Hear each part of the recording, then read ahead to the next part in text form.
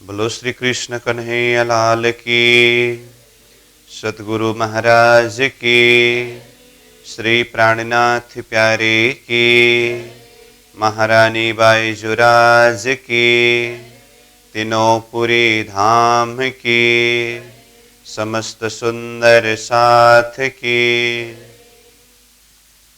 आनंद कंदम प्रभुदेव चंद्रम ब्रजेश रूपेण पुरापि जातं प्रवेश्य प्राप्तं प्रिय प्राणनाथं परेश पूर्णं सततं नमामि। ब्रह्म प्रिया जागरणाय जातः सर्वस्वपाता भवसिन्धुत्राता विज्ञानदाता निजधर्मधाता दिनैकबन्धो शरणं प्रपद्ये दिनैकबन्धो शरणं प्रपद्ये। बोलो श्री प्राणनाथ प्यारे की प्रणाम। उपस्थित संपूर्ण सुंदर साथ जी, साधक एवं साधिकाएं, प्रशिक्षण शिविर सत्र का आज हम 53वां दिवस के इस पावन बैठक में उपस्थित हुए हैं। सर्वप्रथम आप सभी को सप्रेम प्रणाम करते हुए, स्वागत करते हुए आज का कक्षा सत्र विषय वस्तु को हम आगे बढ़ाने जा रहे हैं। हमारा विषय वस्तु चल रहा है विराट के प्रसंग में ही आगे बढ़ते हुए श्री कृष्ण जी की त्रिधा लीला प्रसंग को प्रारंभ किया, जिसमें श्री कृष्ण जी के इस धरती में आने का कारण, आने का क्रम और लीला क्रम। तो इसमें लीला क्रम के ऊपर चर्चा करते हुए 11 वर्ष 52 दिन की ब्रजलीला के विषय में चर्चा किया। उसके पश्चात फिर 52 दिन की संध्या में किस तरह से बंसी बजी और सारी सखियां योगमाया का वृंदावन में किस तरह से पहुंचे और फिर रसरास लीला के आनंद में आत्मा किस तरह से झूम रहे हैं, इन प्रसंगों के ऊपर चर्चा करते करते कल हमने विशेष करके इस विषय में चर्चा किया है कि जब हम वो केवल धाम के योगमाया के ब्रह्मांड में रसरास में ऐसे आनंद में डूब गए कि हमें कोई सुख दुख का सुद्धि नहीं रहा। एक तरफ आत्मा खेलने में रमने में मगन है, दूसरी तरफ अक्षर ब्रह्म उस लीला को दर्शन करने में मगन है। तो मूल मिला वाला स्वरूप ने ये स्थिति को देखा तो अब अक्षर ब्रह्म को भी परमधाम की गुह्य लीला को अनुभव कराना है और परमधाम की आत्माओं को भी विरह का अनुभव कराना है।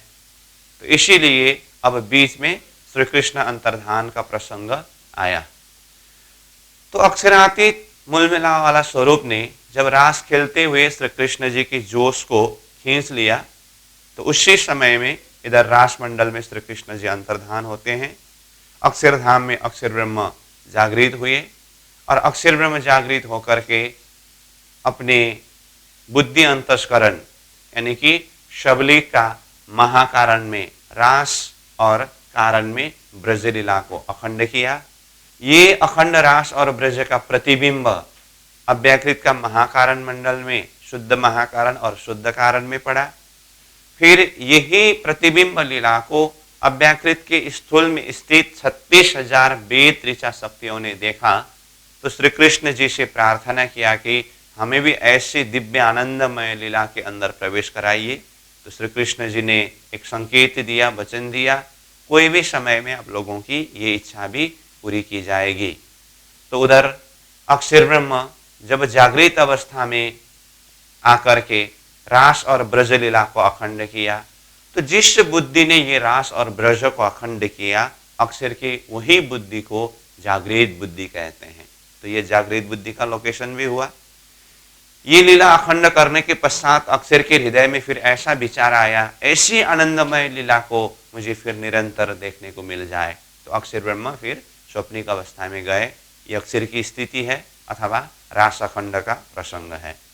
अब दूसरी तरफ केवल धाम में जो योगमाया का वृंदावन में रसरास में ऐसे आनंद में डूबती हुई आत्माएं जब श्री कृष्ण जी से थोड़ा सा अलग होकर के, अब श्री कृष्ण जी फिर बंशी बजाएंगे, हम दौड़ करके जाएंगे और श्री कृष्ण जी के चरण में लिपटेंगे, ये आशा में, ये प्रतीक्षा में बैठी हुई आत्माएं जब बंशी नहीं बजी, क्योंकि उसी बीच में श्री कृष्ण जी अंतर्धान हो चुके थे, तो बाद में सखियां निकल करके फिर कदम के वृक्ष की तरफ जाने लगे। तो थोड़े दूर में ही राधा रानी ऐसे मूर्छित होकर के जमीन में गिर पड़ी थी, वहां पर पहुंचे। तो फिर राधा रानी को पुकार किया, बाद में पता चला श्री कृष्ण जी अंतर्धान हुए हैं। ऐसे आनंदमय रस में डूबते हुए सखियां जब श्री कृष्ण जी अंतर्धान हुए ये बात सुनी तो सारे सखियां विरह में ऐसे डूब गए, ऐसे डूब गए। उसमें स्वातशी सखियां तो बेहोशी हो गई, राजसी सखियां भी गिर पड़ी, वो भी एकदम असह्य विरह, असह्य पीड़ा हो रहा है। तामसी सखियों को भी अधिक से अधिक विरह हुआ। फिर बाद में इन तामसी सखियों ने विचार किया, इस तरह से विरह करने से, रोने तड़पने से मात्र नहीं होगा, गलती हमारी है, भूल हमारी है, हमने श्री कृष्ण जी को हमसे दूर क्यों भेजा, तो हमने अपनी गलती के कारण ये भोगना पड़ रहा है, तो फिर खोजना पड़ेगा, ढूंढना पड़ेगा, उनको मनाना पड़ेगा। सभी सखियों को आग्रह किया। तो ये विरह का प्रसंग में तामसी सखियों को जैसे तैसे अधिक प्रेम होने के कारण विश्वास भी उतना ही अधिक था। विरह जरूर हुआ परंतु पूर्ण विरह का अनुभव नहीं हुआ। एक भरोसा, एक विश्वास रहा कि श्री कृष्ण जी पुनः प्रकट होंगे। परंतु राजसी सखियों को ये अंतर्धान के समय के जो असह्य विरह के कारण इनको भी खेल देखने की अथवा विरह का अनुभव करने की इच्छा पूरी हुई। तो 52 दिन के ब्रजमंडल की विरह में स्वातशी सखियों को विरह अनुभव करने की इच्छा पूरी हुई। रास मंडल में श्री कृष्ण अंतर्धान होते समय राजसी सखियों को विरह का अनुभव करने की इच्छा पूरी हुई। तो ये प्रसंग भी हम चर्चा कर रहे थे और फिर बाद में अनुकरण लीला किया गया और उसके बाद फिर श्री कृष्ण जी प्रकट हुए। तो इन प्रसंगों के ऊपर हम चर्चा कर रहे थे। तो ये सारे प्रसंगों में मैंने एक प्रश्न खड़ा किया था कि रास में श्री कृष्ण जी अंतर्धान हुए, कहाँ कहाँ क्या क्या घटना घटी। तो ये एक मास्टर क्वेश्चन है। इसके अंदर हमें पूरा अक्षरधाम में अक्षर ब्रह्म जागृत होना, रास ब्रज को अखंड करना, उसका प्रतिबिंब अव्याकृत में आना, फिर वेद ऋचा के द्वारा प्रार्थना करना, उनको वचन देना, और ये अक्षर की बुद्धि जो जागृत बुद्धि की बात, फिर अक्षर ब्रह्म स्वप्निक अवस्था में वही लीला को निरंतर देखना, फिर इधर रास मंडल में सखियों को पूरी तरह से विरह का अनुभव होना, अनुकरण लीला होना, फिर श्री कृष्ण प्रकट होने की जो बात है, ये सारा प्रसंग कृष्ण अंतर्धान के प्रसंग के अंदर आते हैं। ठीक है। तो इसके माध्यम से क्या हुआ, अक्षर ब्रह्म को भी ये शुद्धि दिया गया कि परमधाम के अंदर ऐसी लीला होती है, और परमधाम की आत्माओं को भी ये शुद्धि दिया गया कि वास्तव में विरह ऐसे होते हैं। तो ये दोनों कारण, जो दो कारण से सृष्टि की उत्पत्ति हुई थी ना, तो ये दोनों बात रास में श्री कृष्ण अंतर्धान के समय में अनुभव कराया गया, यानी कि अक्षर को भी और सखियों को भी। तो इसीलिए रास में श्री कृष्ण जी अंतर्धान हुए थे। अब हम प्रसंगों को आगे बढ़ाएंगे।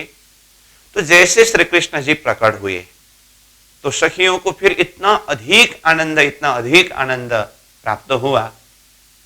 अब फिर से श्री कृष्ण जी ने अलग अलग प्रकार के रास रामत के माध्यम से आत्माओं को योग माया का वृंदावन में ही आनंद प्रदान किया। अब ये अंतर्धान होने के पश्चात श्री कृष्ण जी पुनः प्रकट हुए। उसके बाद पुनः रसरास का आनंद आत्माओं ने अनुभव किया। इस आनंद को प्राणनाथ जी ने वाणी में भजनानंद सुख शब्द प्रयोग किया है, जो प्रकटवाणी के चौपाई में आता है ना, आया स्वरूप कर नए श्रृंगार भजनानंद सुख लिए अपार करके आता है। तो स्वरूप प्रकट हो गए। तो स्वरूप प्रकट होने के बाद, यानी कि रास में श्री कृष्ण प्रकट होने के बाद जो सुख लिया उसको भजनानंद सुख कहा, उसी को महारास भी कहते हैं। अंतर्धान होने से पहले की रास और अंतर्धान के पश्चात श्री कृष्ण जी पुनः प्रकट होने के बाद जो लीला हुई वह महारास। और उसे भजनानंद कहा किस अर्थ में? जब श्री कृष्ण जी अंतर्धान हुए उस समय में सखियों को बहुत ही विरह हुआ, तो विरह में श्री कृष्ण जी को पुकार किया। तो ये अंतर हृदय का पुकार ही भजन है। भजन किसे कहते हैं? अंतर आत्मा की जो पुकार है ना, ये पुकार ही भजन है। तो आत्माओं ने इस तरह से अंतर हृदय से श्री कृष्ण जी को प्रार्थना करके, पुकार करके, भजन करके, उसी के बल पर श्री कृष्ण जी को पुनः प्रकट किया और उसके बाद फिर आनंद लिया। तो भजन के माध्यम से श्री कृष्ण जी को प्रकट करके उसके बाद फिर लिया हुआ आनंद भजनानंद सुख, इस भाव में ये शब्द को प्रयोग किया गया है और उसी को महारास कहा। अब ये महारास के अंदर इतना अधिक आनंद है, जो आनंद अंतर्धान के पहले के आनंद से कई गुना अधिक आनंद है। अब इसमें भी मैं जरा सा आपको चिंतन करने में सहज पड़े उस हिसाब से बताता हूं। जैसे हमने ब्रजमंडल के सुख, ब्रजमंडल के आनंद के विषय में ब्रज के ही प्लेटफॉर्म में खड़े होकर के, उसी दर्जा में रह करके चिंतन किया, तो ब्रज का सुख एकदम पूर्ण सुख है। परंतु जब रास मंडल में प्रवेश किया, रास के सुख के विषय में चिंतन करने लगे, तो रास का सुख के सामने में ब्रज का सुख को तुलना करके देखते समय ब्रज का सुख तो 1% में आया और रास का सुख 100% है। ये तो हुआ ब्रज और रास में फर्क। परंतु अब हम रास मंडल के अंदर ही वो सुख दुख का मात्रा में अंतर, इसको हम अनुभव करेंगे। तो अंतर्धान होने से पहले रास में भी सखियों को अधिक से अधिक आनंद था। वो ही प्लेटफॉर्म में खड़ा होकर के अगर हम चिंतन करें तो वो सुख 100% सुख है, उसमें कोई कमी नहीं है। परंतु जब अंतर्धान के पश्चात महारास लीला हुई, भजनानंद सुख जो लीला हुई, उसके साथ में पहले के रास को तुलना करके देखे तो फिर पहले की जो रास का सुख है ना, ये 1% में उतरता है तुलनात्मक हिसाब से देखते समय। और जो भजनानंद सुख जो है, महारास जो है, उसके अंदर पहले के रास के सुख से ये महारास यानी कि भजनानंद सुख में 100% अधिक सुख है, अधिक आनंद है। रास के अंदर ही इतना अंतर है। इतना फर्क कैसे हुआ? फर्क होने का कारण यह है कि बीच में श्री कृष्ण जी अंतर्धान होते समय सखियों ने जो विरह का अनुभव किया ना, ये विरह के उस पराकाष्ठ में पहुंचे। उसके बाद फिर श्री कृष्ण जी प्रकट होने के पश्चात जो सुख का अनुभव किया, तो ये बीच में विरह अधिक से अधिक अनुभव होने के कारण वो विरह के पश्चात पुनः प्राप्त हुआ जो सुख है, आनंद है, उसका मात्रा और 100% ज्यादा हुआ। तो इस तरह से रास के अंदर ही आनंद में दर्जा फर्क है। ये तो हुआ आनंद की बात। विरह की बात को भी अगर हम तुलना करके देखें, वहां पर भी 2 स्थिति है विरह में भी। जैसे बंशी बजी, बंशी के नाद पर सखियां दौड़ते हुए वृंदावन के अंदर प्रवेश कर ही रहे थे, तो बीच में श्री कृष्ण जी ने रास्ता रोक लिया। जो हमने उथला का प्रसंग के ऊपर चर्चा किया है, तो ये उथला के वचन के समय में भी सखियों को अधिक से अधिक विरह हुआ। कहां श्री कृष्ण जी से मिलने के लिए सारा संसार को गौपद वत्स तुल्य मान करके गए थे, परंतु बीच में रास्ता रोक करके श्री कृष्ण जी ने न जाने क्या कुछ कहा। तो उस समय में हम आत्माओं को कितना दुख हुआ। जो 52 दिन के दुख से 100% ज्यादा दुख है ये। परंतु जब ऐसे आनंदमय रास में रमते रमते बीच में श्री कृष्ण जी अंतर्धान होकर के पुनः वो दुख का विरह का सहन करना पड़ा, अनुभव करना पड़ा ना। पहले उथला के वचन के समय के दुख से ये दुख 100% अधिक दुख है। कारण क्या है? पहले वो रास का जो सुख का अनुभव नहीं था, और ये अंतर्धान होते समय के विरह में बीच में ये रस रास के जो सुख का आनंद का जो गहराई का अनुभव है ना, इतने अधिक से अधिक आनंद अनुभव करने के पश्चात पुनः श्री कृष्ण जी अंतर्धान हो गए, तो सखियों को अधिक से अधिक विरह का अनुभव हुआ। तो वास्तव में ये संबंध की गहराई में होता ही ऐसा ही है। मिलन के समय में जितना सुख, बिछुड़ते समय उससे अधिक दुख। तो ये बिछुड़ते समय जितना दुख है, पुनः मिलते समय इससे और अधिक दुख। फिर ये जो अधिक दुख है, पुनः मिलते समय इससे और अधिक सुख। तो इस तरह से सुख दुख नित्य नित्य बढ़ता ही जाता है। तो ये स्थिति की बात है। ठीक है, तो हम बात कर रहे हैं श्री कृष्ण अंतर्धान होने के पश्चात पुनः प्रकट हुए, महारास लीला के सुख को अनुभव किया, जिसे भजनानंद सुख कहा। इसमें पहले के सुख से कई गुना ज्यादा सुख है, आनंद है। और जिस समय में आत्माओं को श्री कृष्ण जी ने एक एक सखी के साथ में एक एक स्वरूप होकर के महारास सुख का अनुभव कराया, तो ये बहुत सारी जो लीला की प्रसंग अंतर्धान के पश्चात जो महारास लीला हुई, ये भी प्रेरणा जी ने वाणी में रास ग्रंथ में ही एक एक लीला को खुलासा करके समझाया है। और अंतिम में फिर जमुना जी में झिलना लीला है रास में ही, और उसके बाद फिर श्रृंगार लीला है, और श्रृंगार लीला पूरी होने के बाद फिर रसोई आरोग्य की यानी कि भोग आरोग्य की ये लीला है। ये भी रास ग्रंथ में ही वर्णन है। तो इस तरह से ये अंतिम में रसोई आरोग्य बीच में श्री कृष्ण जी ने वैसे पहले से ही बार बार ये कहा कि हे सखियां, आप लोगों के अंतर हृदय में अभी भी कोई अधूरी इच्छा बाकी हो तो कहना, मैं सारी इच्छा को पूरी कर देता हूं करके कहा। तो अंतिम में भी यही बात कहा कि अभी भी आप लोगों के हृदय अंतस्करण के अंदर कोई ऐसी इच्छा अधूरी बाकी हो तो वो बताओ, मैं सारी इच्छा पूर्ण कर देता हूं। इस तरह से कहा। तो उस समय में सारी आत्माओं के नेतृत्व करते हुए विशेष करके इंद्रावती आत्मा आगेवान होकर के श्री कृष्ण जी से प्रार्थना करने लगे, हे श्री कृष्ण जी, आपने हमें ये रसरास के माध्यम से अधिक सुख दिया, आनंद दिया, इसका कोई पारवार नहीं है, इसका कोई सीमा नहीं है।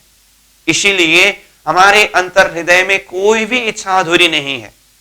आपने हमारे सारे इच्छाओं को, मनोकामनाओं को पूर्ण कर दिया है, लेकिन ये सुख देने में, आनंद देने में जिस तरह से आपने कोई कमी नहीं रखा, उसी तरह से आपने हमें दुख देने में, विरह का अनुभव कराने में भी कोई कमी नहीं रखा है। सुख के बाद में आपने दुख भी देते ही रहे। जैसे ब्रजमंडल में 11 वर्ष तक सुख दिया, आनंद दिया, 52 दिन तक ऐसे असह्य विरह दिया।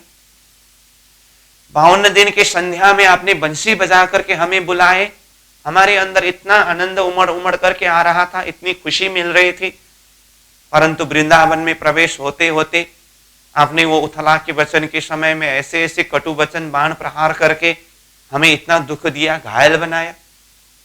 उसके बाद फिर रसरास के अंदर प्रवेश करा करके इतना अधिक से अधिक सुख दिया, आनंद दिया, परंतु बीच में फिर आप अंतर्धान होकर के हमें पूरा विरह का अनुभव कराया।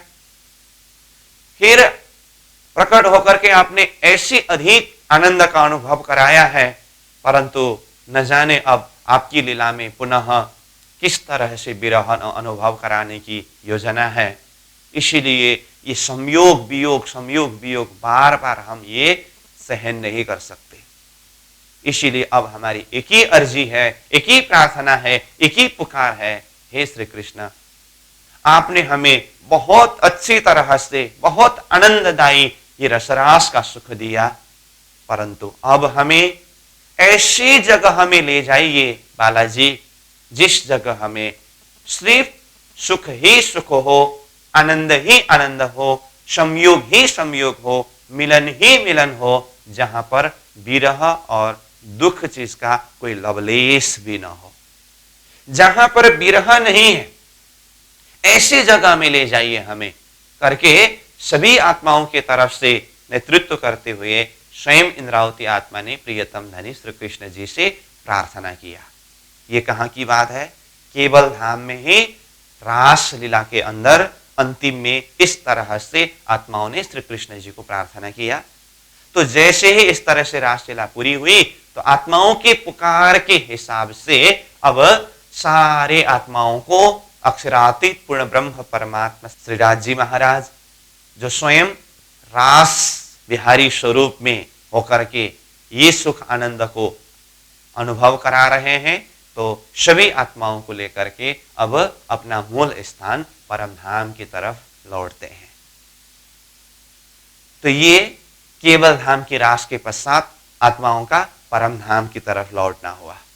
तो इसको फिर मैं यहाँ पर नक्शा के द्वारा ही याद दिलाता हूँ। ये परम धाम, ये अक्षरधाम, ये सत्स्वरूप, ये केवल, ये सबलिक, ये अव्याकृत और ये नारायणी सृष्टि। तो रासलीला के विषय में अभी तक जो भी हम बात कर रहे हैं वो कहाँ की बात है? यहाँ केवल धाम में एक योग माया का ब्रह्मांड खड़ा करके यहाँ पर रसरास लीला के विषय में हम चर्चा कर रहे हैं। तो यहाँ केवल धाम में रासलीला होते समय ये पूरा चार ब्रह्मांड नारायण सृष्टि की स्थिति कैसी है? ये स्तब्ध है, ठीक है। तो ये पूरा ब्रह्मांड अचल है, स्तब्ध है। तो यहाँ केवल धाम में रासलीला हुई, तो यहीं पर रास होते होते बीच में श्री कृष्ण जी अंतर्धान होते समय अक्षर ब्रह्म जागृत होकर के सबलिक में रास और ब्रज अखंड करने की बातें हुई, ये सब है। तो फिर श्री कृष्ण जी प्रकट होने के बाद जो महारास लीला हुई वो भी ये केवल धाम में ही है। और अंतिम में यहीं से ही, ये रासमंडल से ही आत्माओं ने जब आर्त पुकार किया कि हमें ऐसी जगह में ले जाइए जहां विरह न हो, तो उसके पश्चात ये केवल धाम में जो योग माया का ब्रह्मांड रसरास के लिए खड़ा किया गया था, ये सारे ब्रह्मांड को स्वयं श्री कृष्ण जी ने अपने अंदर ही समेट लिया, क्योंकि उन्होंने इसको विस्तार किया था रास के लिए। केवल धाम में योग माया का ब्रह्मांड तो रसरास के लिए एक नया स्टेज तैयार किया गया है ना। तो जैसे रासलीला पूरी हुई तो ये रास मंडल के अंदर जितने भी वस्तु पदार्थ सामग्रियां हैं वो सारे के सारे तत्व को किसके अंदर समेट लिया? स्वयं श्री कृष्ण जी के अंदर ही समेट लिया।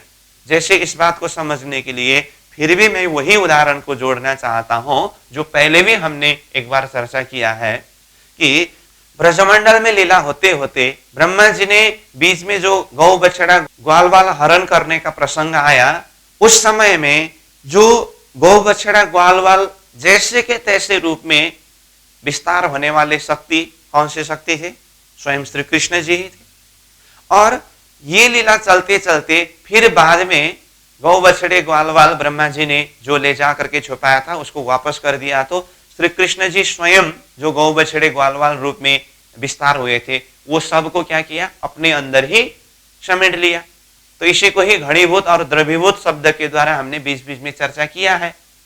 इसी तरह से ये केवल धाम में योग माया का वृंदावन में अथवा योग माया का ब्रह्मांड में रसरास के लिए जितने भी वो स्टेज तैयार करने के लिए जो रूप धारण किया गया था वो श्री कृष्ण जी के अंदर ही जो शक्ति थे वही वो घनीभूत शक्ति द्रवीभूत रूप में विस्तार हुए थे।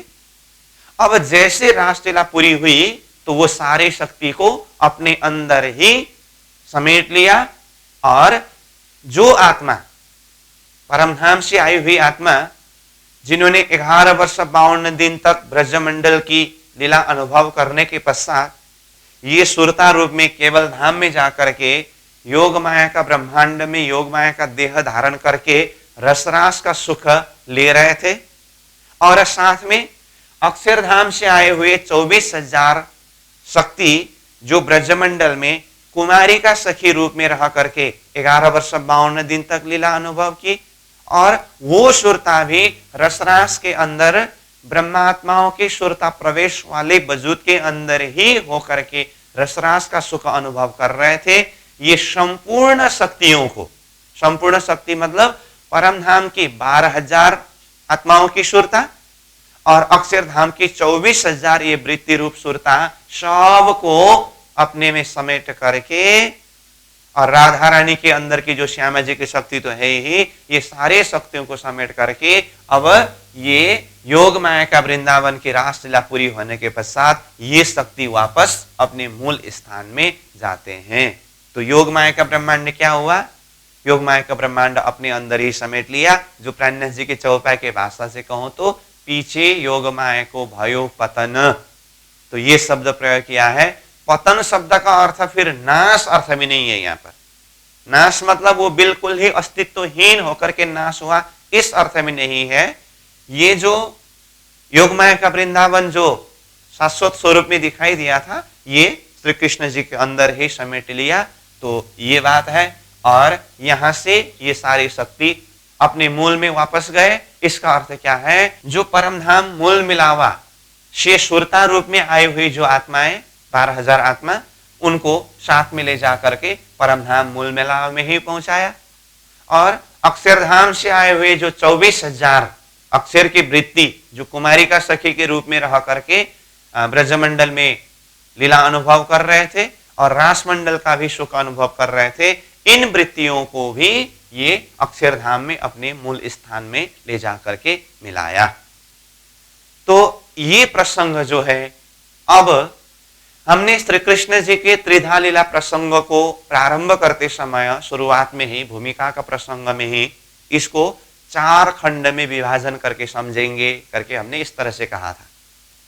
तो उसमें क्या क्या था?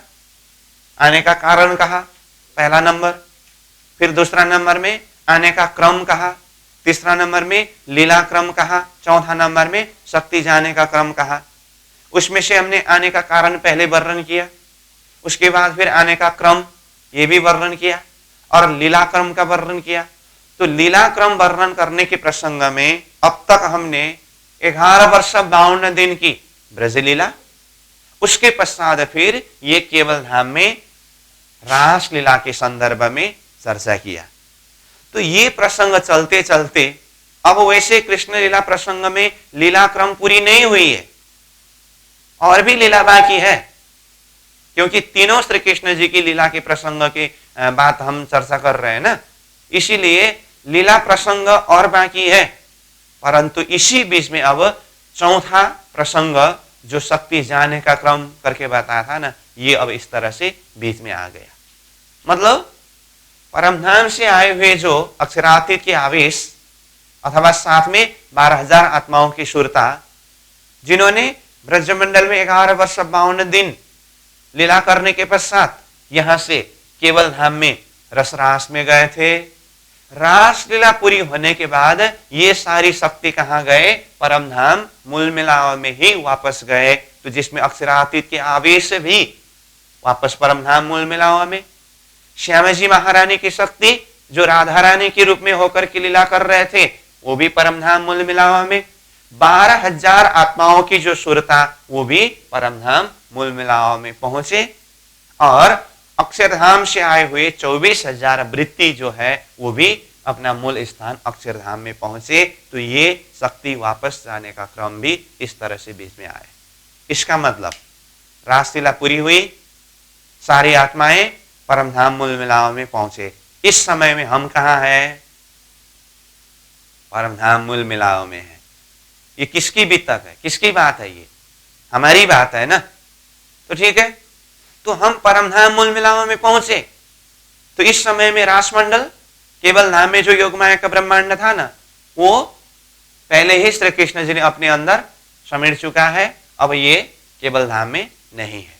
परंतु यही लीला जो कुछ भी है, सबलीक का महाकारण में रास और कारण में ब्रज लीला जो अखंड हुई है ना, ये अखंड लीला यथावत अक्षर के हृदय में है ही।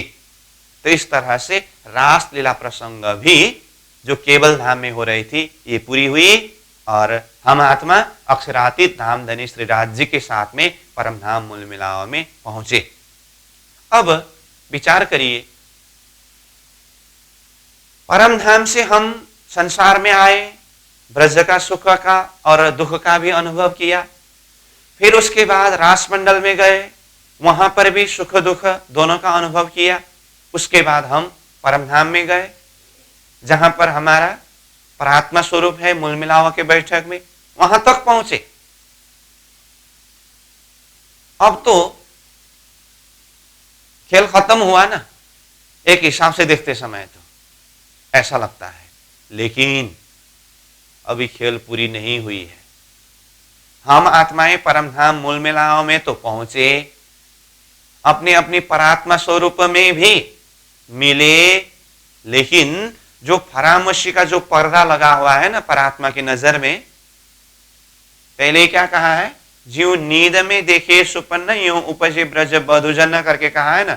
जैसे हम निद्रा में स्वप्न देखते हैं, ऐसे ही परात्मा के हृदय अंतस्करण में एक अज्ञान रूपी पर्दा लगा है, इसलिए निद्रा जैसा हुआ है और सुरता रूप में संसार में आए हैं, ये स्थिति में थे। अब ये सुरता वापस जाने के बाद तो परात्मा स्वरूप होश में आना चाहिए ना, लेकिन होश में आने नहीं दिया। क्यों नहीं दिया? इसका कारण है ब्रजमंडल और रास मंडल का सुख का अनुभव किया और कुछ दुख का भी अनुभव किया, लेकिन हमने प्रसंग में चर्चा करते समय स्वातशी सखियों को विरह का अनुभव करने की इच्छा पूरी हुई करके कहा। कहां? ब्रजमंडल में 52 दिन के विरह प्रसंग में। और राजसी सखियों को भी विरह अनुभव करने की इच्छा पूरी हुई, ये बात कहा। कहां? रास मंडल में जब श्री कृष्ण जी अंतर्धान हुए उस समय में। परंतु तामसी सखी, तामसी सखी कितने हैं? 6000 की संख्या में है, 12000 में से आधा तो तामसी है। तो ये तामसी सखियों को ब्रज में भी रास में भी वो विरह पूर्ण रूप से अनुभव करने की इच्छा पूरी नहीं हुई है। कारण क्या है? इन सखियों के अंदर इतना अधिक प्रेम, जिसके कारण इतना अधिक विश्वास, यही विश्वास के कारण सखियां ये सोच रहे हैं कि श्री कृष्ण जी हमें छोड़ करके कहीं नहीं जाएंगे।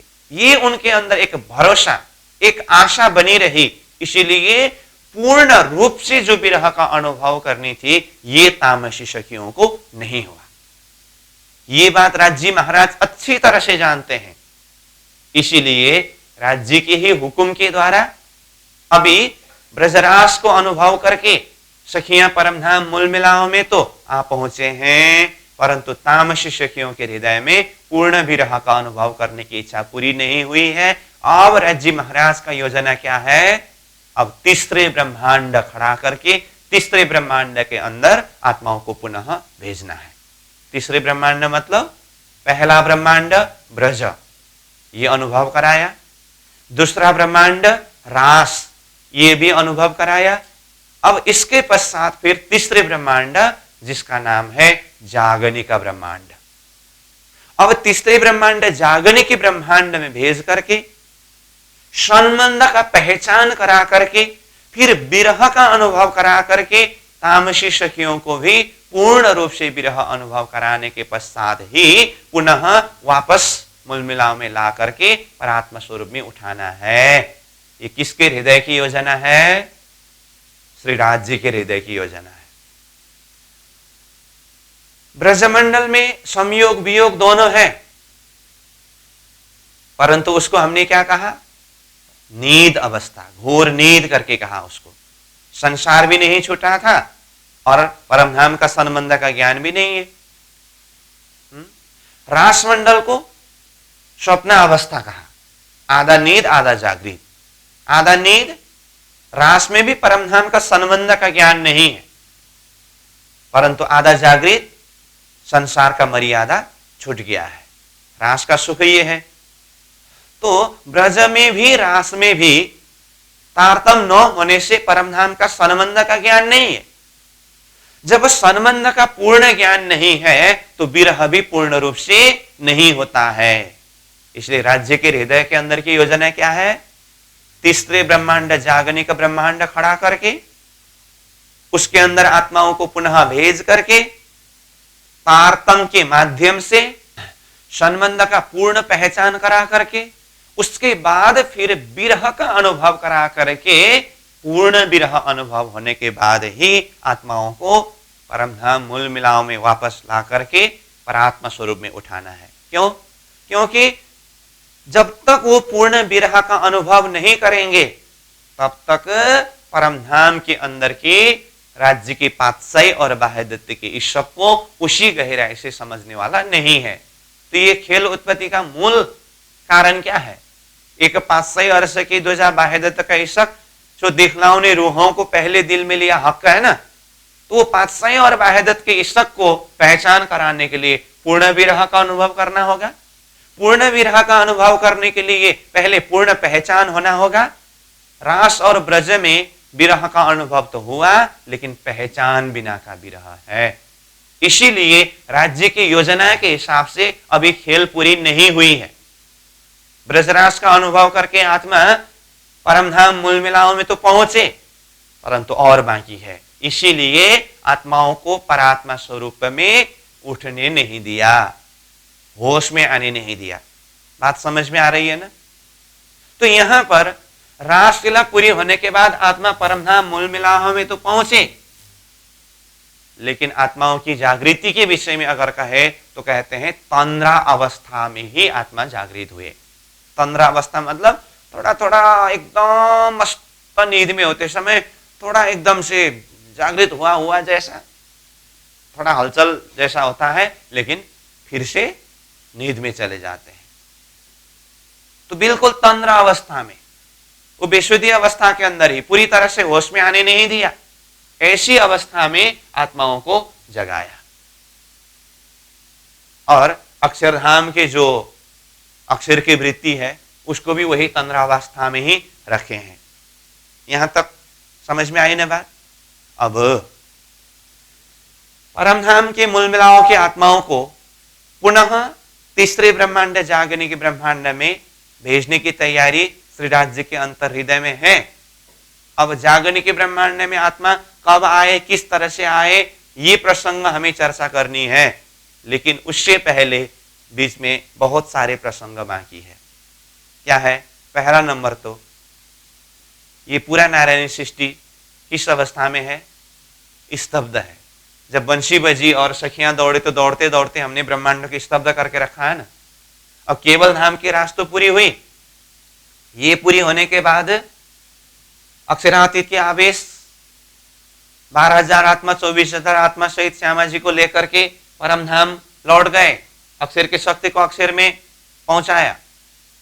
लेकिन ब्रह्मांड को तो हमने चलायमान का प्रसंग वर्णन नहीं किया है ना, तो इसीलिए अब परमधाम की आत्माओं को थोड़ी देर परमधाम में ही हम रखें, समझे। तंद्रावस्था में आत्मा है ऐसा समझेंगे, क्योंकि ये नीचे का बहुत सारे प्रसंग बाकी है। तो फिर करते करते बाद में तीसरे ब्रह्मांड के अंदर ये मूल मिलाव में स्थित आत्माएं किस तरह से कब उतरेंगे, ये प्रसंग को फिर हम जोड़ेंगे। ठीक है, बात समझ में आ रही है ना? इस समय में हम कहाँ है? परमधाम मूल मिलाव में। अक्षरातीत श्री राज्य की आवेश शक्ति कहाँ है? परमधाम मूल मिलाव में। राधा रानी के रूप में होकर की लीला करने वाले श्यामा जी महारानी की शक्ति कहाँ है? परमधाम मूल मिलाव में। कुमारी का सखी के रूप में ब्रजमंडल में लीला की और ब्रह्मात्माओं की सुरता प्रवेश वाला वजूद के अंदर ही प्रवेश होकर के रास मंडल का सुख अनुभव किया। अक्षर की 24,000 वृत्ति अभी वो कहाँ है? अक्षरधाम में ही है। कॉन्सेप्ट क्लियर है ना? अब चलो इसको ऐसे ही रखिए। अब आइए, केवल धाम में योग माया का ब्रह्मांड क्या हुआ? पहले ही वो श्री कृष्ण जी ने अपने अंदर समेट लिया। सबली का महाकारण कारण में क्या है? ब्रजरास अखंड पहले ही हो चुका है, और उसका प्रतिबिंब कहां पड़ा? अव्याकृत का महाकारण मंडल में रास ब्रज का प्रतिबिंब वो पहले ही पड़ा है। ये भी प्रसंग क्लियर हो चुका है। और अव्याकृत के स्थूल में 36,000 वेद ऋचा सुरताओं ने श्री कृष्ण जी को प्रार्थना किया था कि हमें भी ऐसे आनंदमय लीला के अंदर प्रवेश कराइए। तो उनको प्रवेश कराया, रसरास का सुख का अनुभव कराया? नहीं कराया है ना? तो ये बाकी है। और दूसरी बात, रास केवल धाम में होने के लिए ये ब्रह्मांड को स्तब्ध किया था। ये ब्रह्मांड को तो अब रास पूरी होने के पश्चात तो चालू करना है ना, ठीक है? इसको चालू करना है ना, तो अब ये ब्रह्मांड को भी, स्तब्ध ब्रह्मांड को संचालन करना है। तो अब हम प्रसंगों को आगे बढ़ाएंगे।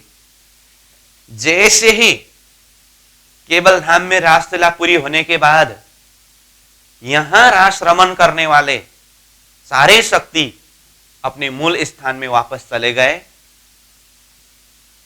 अब उसी क्षण ये अब तक स्तब्ध ब्रह्मांड को चलायमान किया गया। अब ब्रह्मांड स्तब्ध हुआ था, उसको संचालन करते समय, चलाते समय कहां से प्रारंभ होगी? जहां जिस स्थिति में स्तब्ध हुआ था वही स्थिति से ही प्रारंभ होगी ना। जैसे मैंने ब्रह्मांड स्तब्ध का प्रसंग में एक उदाहरण बताया था, जैसे घड़ी से बैटरी निकाल दिया। अब आपने घड़ी से बैटरी निकाल दिया, घड़ी में जो 3 कांटे होते हैं, तीनों कांटे अपने अपनी जगह में रुक जाता है।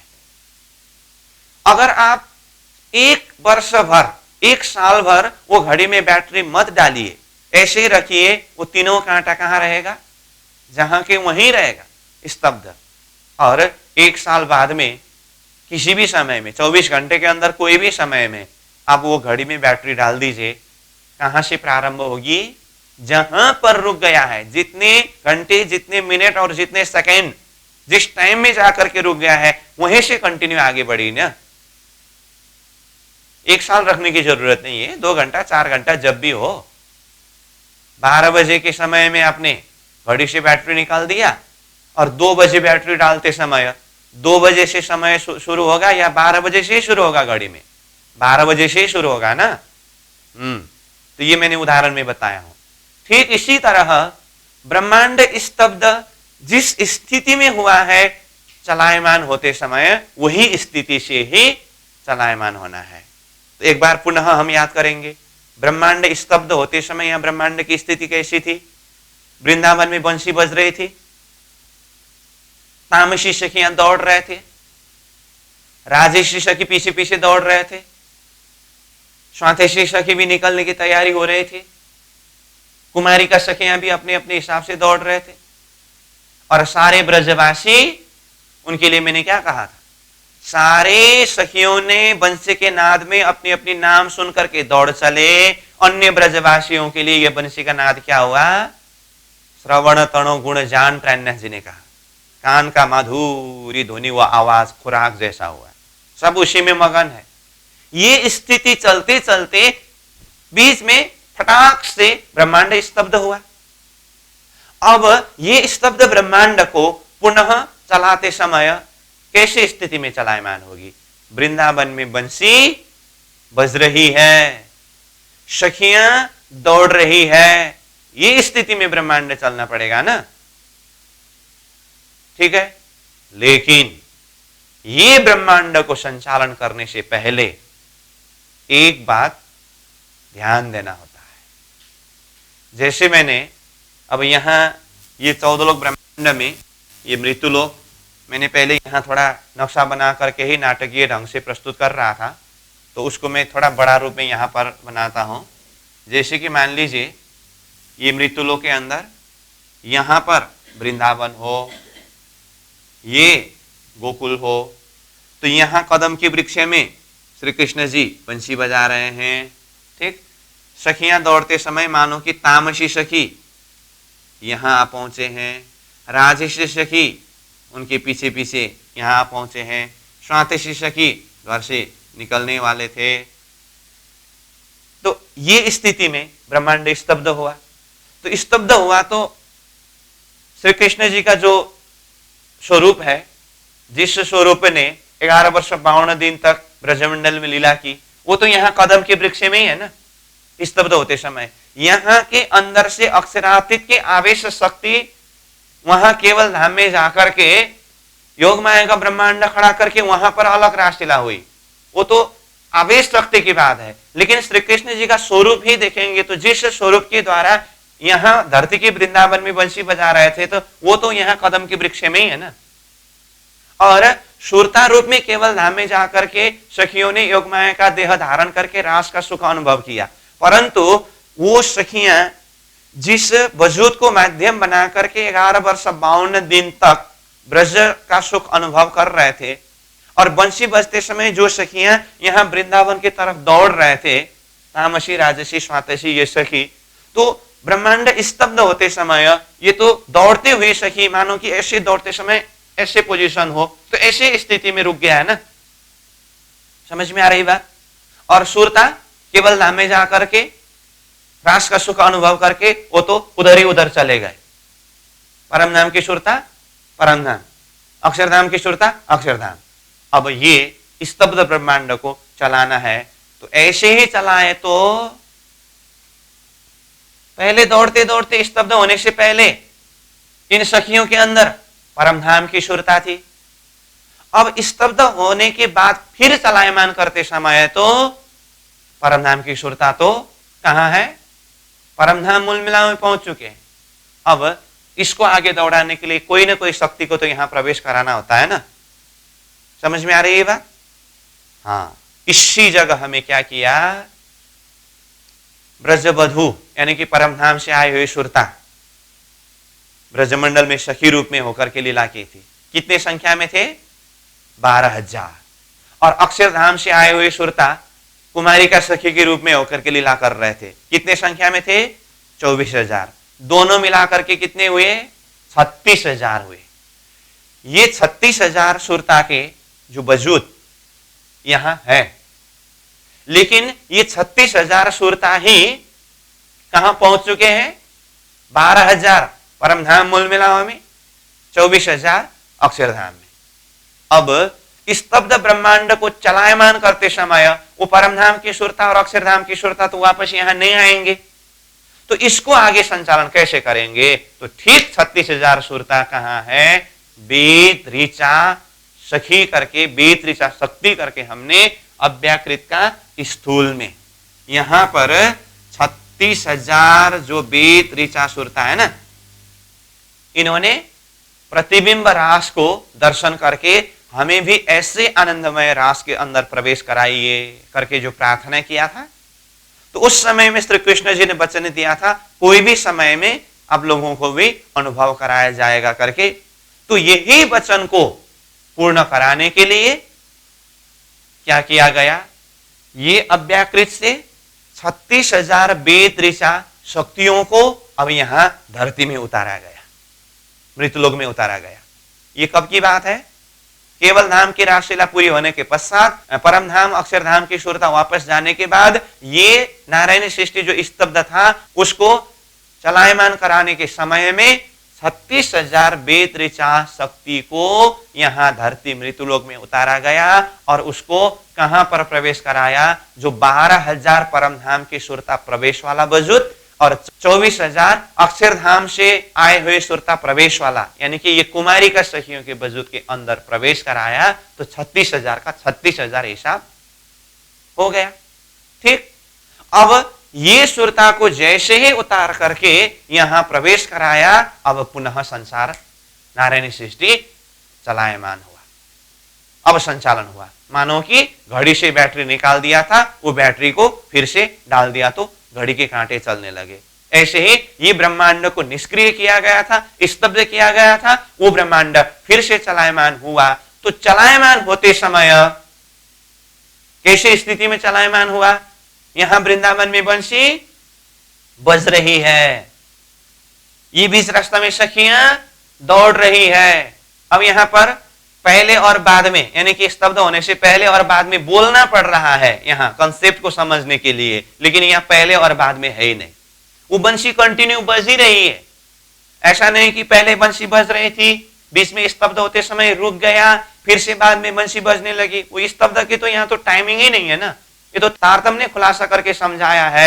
इसलिए वो कॉन्सेप्ट को हमें समझने के लिए यहाँ स्तब्ध होने से पहले और स्तब्ध होने के बाद शब्द प्रयोग करना पड़ रहा है, लेकिन वो बंसी कंटिन्यू है, सखियों का दौड़ना कंटिन्यू है, बीच में गैपिंग किसी को शुद्धि ही नहीं है। लेकिन तारतम्य के विवेचन के द्वारा यहां पर इतनी बड़ी रहस्य को खुलासा किया है, बंसी बजते बजते यहां ब्रह्मांड स्तब्ध होकर के वहां केवल धाम में रास लीला होकर के आत्माएं परम धाम पहुंच चुके हैं। अब फिर से चलायमान होकर के बंसी कंटिन्यू बज रही है, सखियां कंटिन्यू दौड़ रही है। लेकिन यहां पर प्रश्न, अब इस समय में बंसी बजाने वाले श्री कृष्ण जी के अंदर शक्ति कितने हैं? 2 शक्ति ही है, ध्यान दीजिएगा, 2 शक्ति ही है। क्यों? स्तब्ध होने से पहले जब बंसी बजा रहे थे अक्षरातीत के आवेश के द्वारा, वो तो बीच में स्तब्ध होते समय केवल धाम में जाकर के वहां रासलीला पूरा करके भी अक्षरातीत के आवेश तो परम धाम मूल मिलाओं में पहुंच चुके हैं। अब स्तब्ध होने के बाद पुनः संचालन हुआ जो ब्रह्मांड, बंसी तो वही कंटिन्यू बज रही है, लेकिन अभी बंसी बजाने वाले श्री कृष्ण जी के अंदर शक्ति कौन से हैं? गौल की शक्ति है, और वैकुंठ की शक्ति भी वहां पर है ही। तो 2 शक्ति ही है, इसको समझिए। और सखियां दौड़ रही है।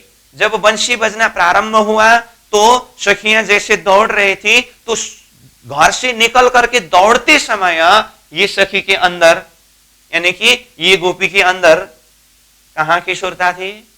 परमधाम की सुरता, दौड़ रहे थे। अभी स्तब्ध के पश्चात पुनः बंसी बज रही है, सखी भी दौड़ रही है। अभी दौड़ने वाले कौन है? वेद ऋचा शक्ति है। तो पहले दौड़ने वाले जो परम धाम की सुरता कहां पहुंचे? वो तो केवल धाम में रसरास का सुख अनुभव करके भी वो तो परम धाम मूल मिलाओं में अभी तंद्रावस्था में है। तो देखिए, तो सखी दौड़ रहे थे, दौड़ते दौड़ते स्तब्ध हुआ।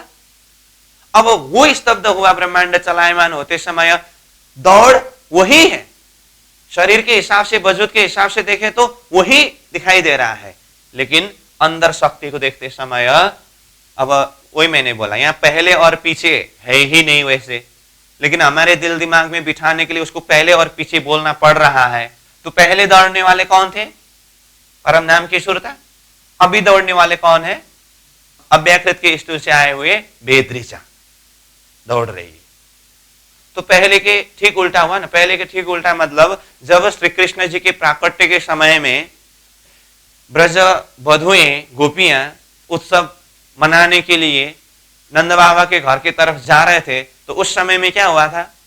घर से गोपियां निकले थे, जाते जाते बीच रास्ता में परम धाम का सुरता प्रवेश हुआ, और पहुंचते समय तो सखी रूप होकर के पहुंचा था।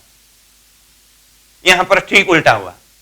घर से निकलते समय परम धाम की सुरता निकले थे, जाते जाते जाते जाते बीच में वो सुरता निकल करके केवल धाम में जा करके परम धाम पहुंच चुके हैं, और अभी कंटिन्यू दौड़ने वाला कौन है? वेद ऋचा शक्ति आकर के प्रवेश हो चुके हैं। इसीलिए गोकुल से निकलते समय परम धाम की सुरता निकले थे, और यहां धरती के वृंदावन में पहुंचते समय तो वेद ऋचा सखी पहुंचे।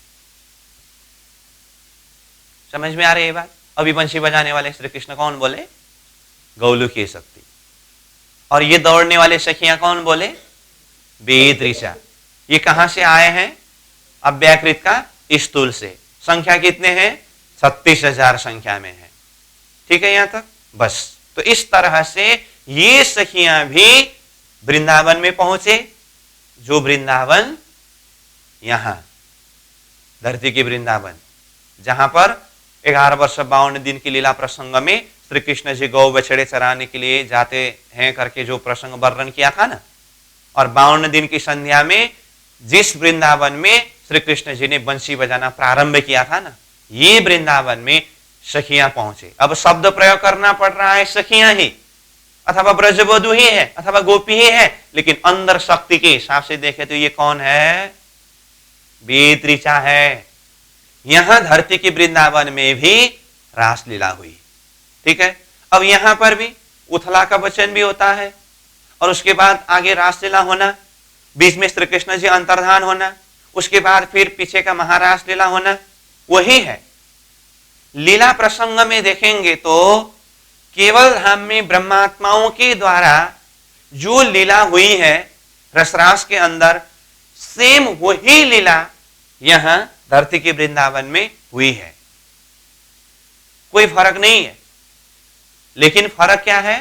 ब्रह्मात्माओं की लीला केवल धाम की लीला है अक्षरातीत श्री राज्य के साथ में, और ये धरती में जो लीला बेतरीचा सखियां गौलोक के श्री कृष्ण जी के साथ में कर रहे हैं, फर्क ये है।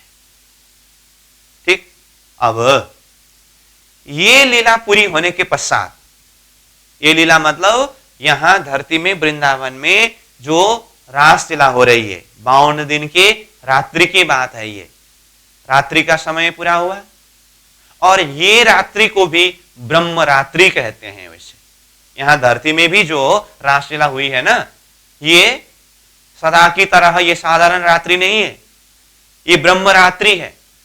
ब्रह्म रात्रि के अंदर कई समय अब वो निकल जाता है, समय का कोई हिसाब नहीं है। तो यहां मृत्युलोक में वृंदावन में रासलीला हुई।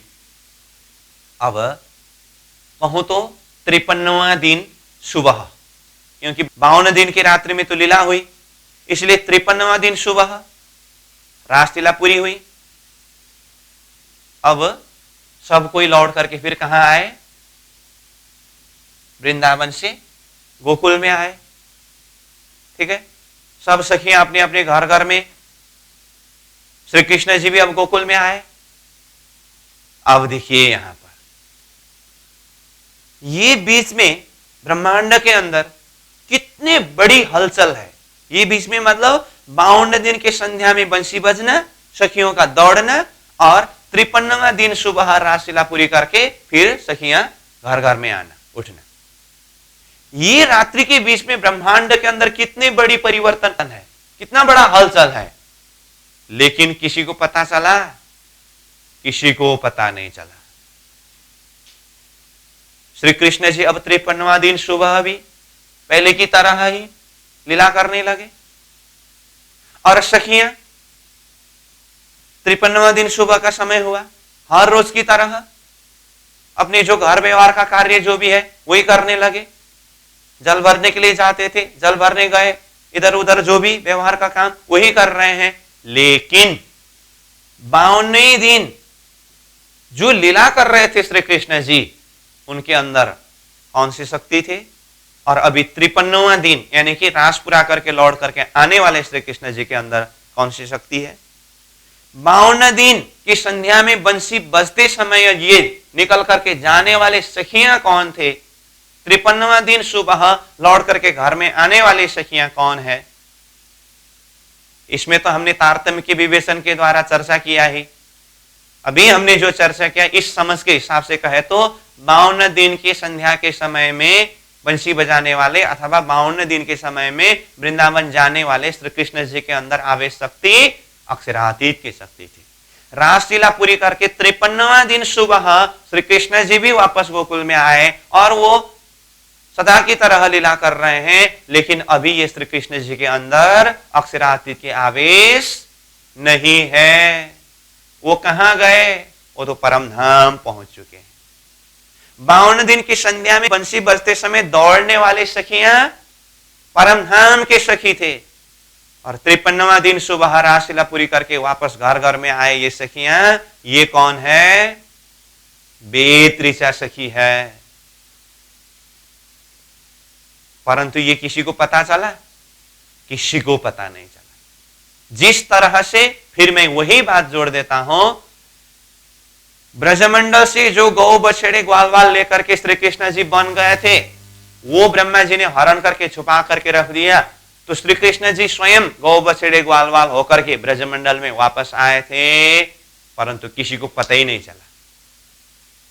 ये लीला चलते चलते कुछ समय तक चली और बाद में जब ब्रह्मा जी ने वो गौ बछड़ा ग्वाल वाल को वापस कर दिया, तो उस दिन श्री कृष्ण जी जो गौ बछड़ा ग्वाल वाल रूप में होकर के लीला कर रहे थे, उसको अपने अंदर समेट लिया, और जो पहले का ही गौ बछड़ा ग्वाल वाल था उसको लेकर के श्री कृष्ण जी गोकुल आए, लेकिन किसी को पता ही नहीं चला।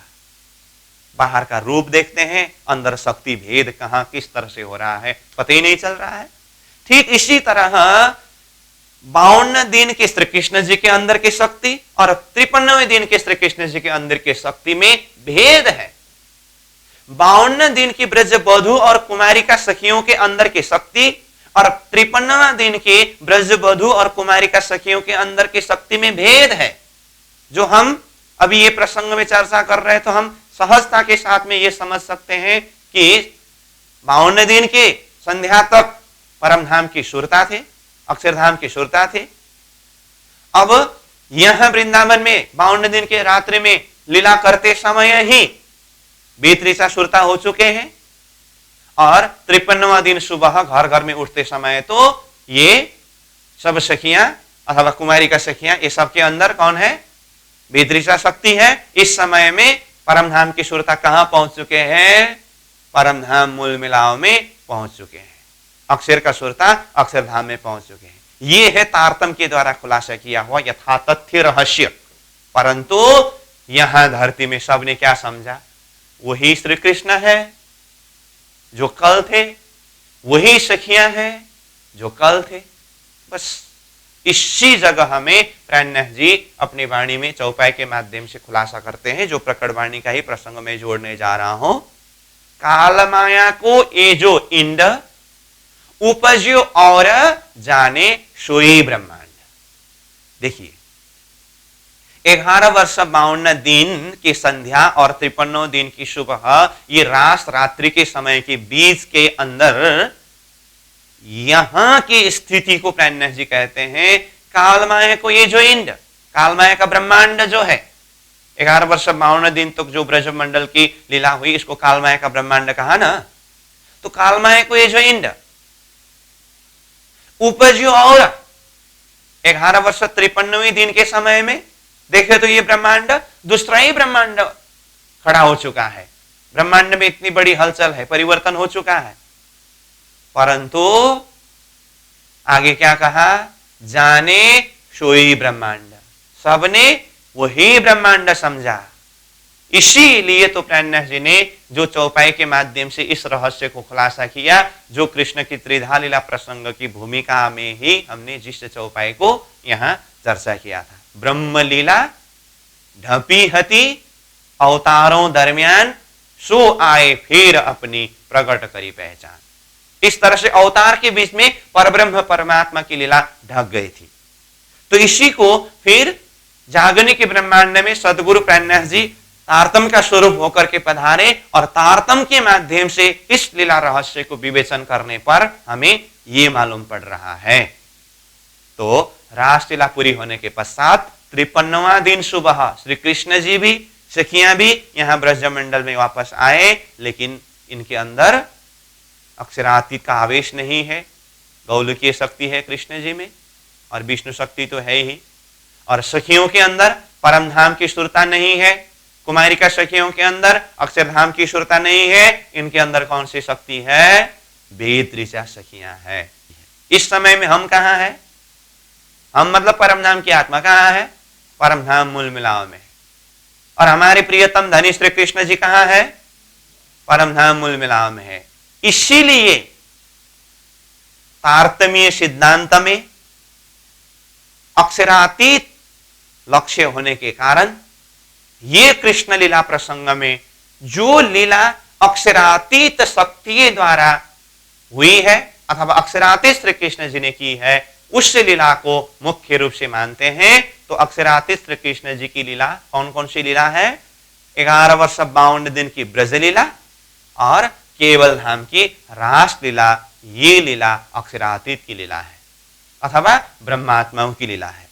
उसके बाद जो यहां धरती में जो रासलीला हुई है, ये गोलोकीय श्री कृष्ण के द्वारा 20 ऋचा सखियों के साथ में की हुई लीला है। उसके बाद 53वां दिन से आगे की जो कृष्ण लीला है वो अक्षरातीत की लीला में से नहीं है, इसलिए तारतम्य सिद्धांत में उसको उस अर्थ में मुख्य स्थान नहीं दिया जाता है जिस तरह से ब्रज और रास को मुख्य रूप से स्थान दिया जाता है अथवा उसकी महत्व को मानते हैं।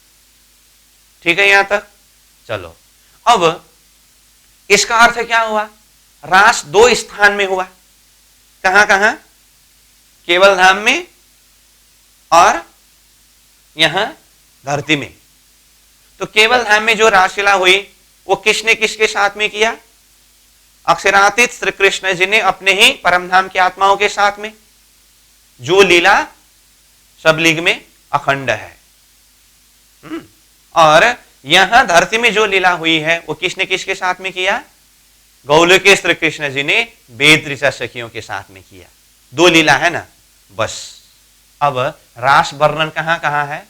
श्रीमद् भागवत में भी रासलीला वर्णन है और प्राणनाथ जी की वाणी में, तारतम वाणी में भी रासलीला वर्णन है। तो ये दोनों लीला में फर्क क्या है? तो इसका फर्क है, श्रीमद् भागवत में जो रासलीला वर्णन हुई है ये यहां मृत्युलोक के अंदर ही जो लीला हुई उसका वर्णन है, और तारतम वाणी में जो रासलीला वर्णन है वो ब्रह्मात्माओं के साथ में अक्षरातीत श्री कृष्ण जी ने की हुई लीला, केवल धाम की जो वास्तविक लीला है वो लीला को रास वाणी में यानी कि तारतम वाणी में वर्णन किया गया है। यहां तक कंसेप्ट क्लियर? तो हमारा प्रसंग कहां पहुंचा? केवल धाम की रासलीला पूरी हुई, ब्रह्मात्मा परम धाम में है, ठीक। और 20 ऋचा सखियों को उतार करके यहां धरती के वृंदावन में रासलीला हुई। जो लीला भागवत में वर्णन है करके कहा। 53वां दिन सुबह श्री कृष्ण सखियां सब वापस गोकुल में आए और उनके अंदर शक्ति में क्या परिवर्तन है ये भी हमने चर्चा किया, ठीक। तो ये कृष्ण लीला के रहस्य के अंदर की जो खुलासा है। तो आज का हमारा समय पूरा हुआ और प्रसंग बाकी है। इस प्रसंग में आगे हम चर्चा करेंगे ही। तो अब यहां पर थोड़ा सा एक संकेत में बता के रख देता हूं। यहां मैंने पहले भी कहा था रास के अंदर भी बहुत रहस्य है करके। तो ये केवल धाम की रास को किस तरह से वर्णन किया है, ये मृत्युलोक की रास को किस तरह से वर्णन किया है। वास्तविक रास, व्यवहारिक रास शब्द आता है। फिर रास की त्रिविध रहस्य, बिंब प्रतिबिंब प्रतिभास करके इस तरह से भी आता है। तो इस प्रसंग के ऊपर भी कुछ हम चर्चा करेंगे। उसके पश्चात फिर जो 53वां दिन से आगे जो कृष्ण लीला, अब अक्षरातीत के आवेश तो नहीं है परंतु गोलोकीय श्री कृष्ण जी की लीला, विष्णु कृष्ण की लीला और ये जो 20 ऋचा सखियां हैं, इन प्रसंगों के ऊपर हम आगे चर्चा करेंगे ही। तो समय को देखते हुए आज के लिए प्रसंगों को यहीं विश्राम देंगे। पूर्णमदः पूर्णमिदं पूर्णात् पूर्णमुदच्यते पूर्णस्य पूर्णमादाय पूर्णमेवावशिष्यते। प्रणाम।